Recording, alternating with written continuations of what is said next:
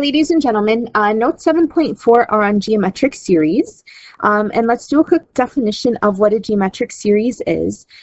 It's the sum of the terms of a geometric sequence. Okay, so question number one, it asks us to determine the sum of the first n terms of the geometric series. So it's asking us to derive a formula to find the sum of the first n terms, and we're going to talk about that in class. So, but I do want to write down what the two formulas are, so that we can use it for questions 2 and 3. We know how to apply the formulas. So the first formula is going to be S sub n equals t sub 1 times r to the power of n minus 1, and this minus 1 is not part of the power, all over r minus 1.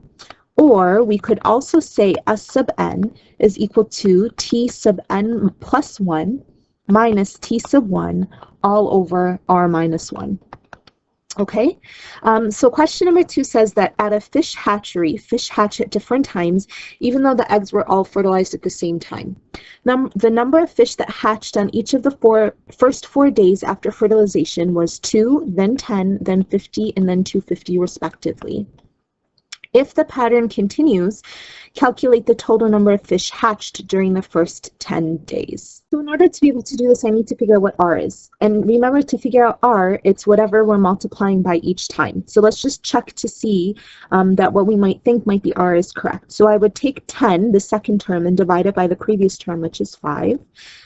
Take 50, divide it by 10, I would still get 5. Take 250, divide that by 50, and I would still get 5. So therefore r is, we know for a fact that r is 5. Looking at the formula right here, we want to know t sub 1, we want to know what r is, and we want to know the number of terms. If it says calculate the total number of fish hatched during the first 10 days, then that means that n is 10. So these two pieces of information are really important. We also know that t sub 1 is equal to 2 because that's the first term. So we can easily find the sum of the first 12 terms. It's just going to be t sub 1, which is 2, times r, which is 5, to the power of n, which is 10, minus 1, all over r, which is 5, minus 1. Okay, so I end up getting here, in the numerator, I'm going to go ahead and figure out what 5 to the power of 10 minus 1, and then multiply that by 2. So I'm going to do 5 to the power of 10. I get this large number, subtract 1, and then when I multiply that by 2, I end up getting 19,531,248. Okay, and that's all going to be divided by 5 minus 1, which is 4. Okay, so I'm just going to divide that number by 4, and I end up getting that the sum is 4,882,812. Therefore, in the first 10 days,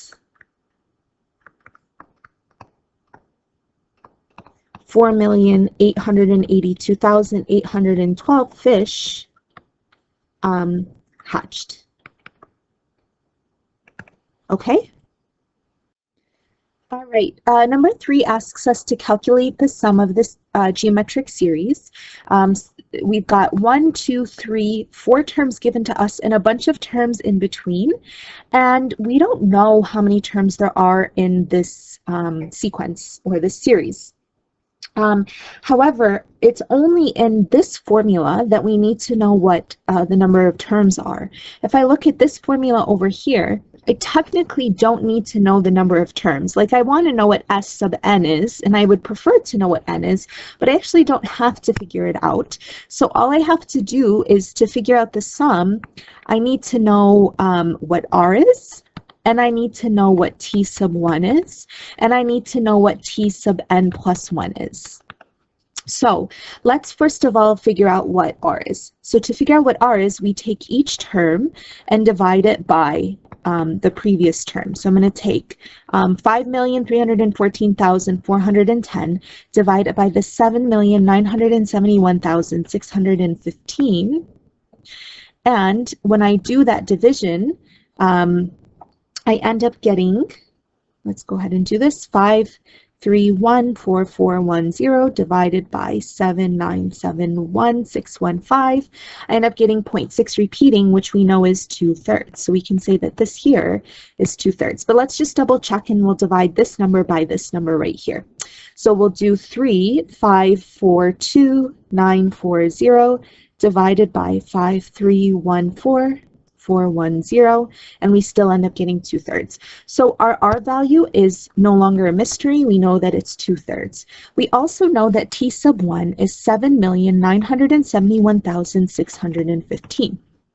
Now, if I want to figure out what T sub n plus 1 is, I have to figure out what T sub n is. Well, I know what T sub n is. I know T sub n is 92,160. So therefore, I can conclude that T sub n plus 1, what this R value is telling us is to go from one term to the next, to the next, to the next. I just have to multiply by 2/3. So I would take the term that came before it, which is T sub n, which is 92,160, and I don't really care which term number it is because I can figure out the next term just by multiplying it by the R value, which is 2/3. So when I multiply 92,160 by 2/3, I end up getting 61,440. So that means that T sub n plus 1 is the number that we just calculated. Now, again, just a reminder, we don't have to know what the actual term number is. We just need to know what T sub n plus 1 is. So here, now I have all the information I need in order to use the second formula right here. So this right here, we just figured out was 61,440. So we can plug in right here 61,440 minus T sub 1, which is 7,971,615, all over R, which is 2/3 minus 1. Okay? So I'll go ahead and do that subtraction. 61,440 minus 7,971,615. And I get negative 7,910,175.